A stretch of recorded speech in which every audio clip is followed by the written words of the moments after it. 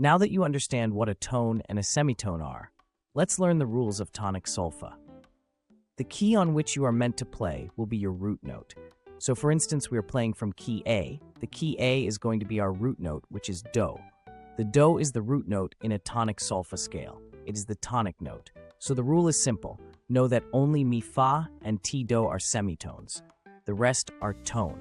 That means from do to re, there must be a tone, and from re to mi, there must also be a tone, but mi and fa must be semitones. Then fa to so will also be a tone, so, and la are tones. And from la to ti is also a tone, but ti and do must be semitone. Let's try it again. A, which is our tonic and root note, you leave one to re, you leave one to mi, but to mi and fa are semitones, so they must be together. Then you leave one again after fa to so, leave one to la, leave one to ti, then ti and do are semitones, so they are together.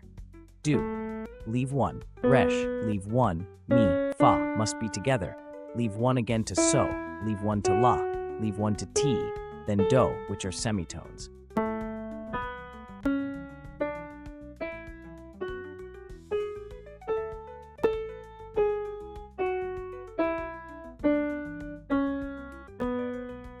Once you get this simple rule, you should be able to play it on every key and other instruments too, because it is a universal rule.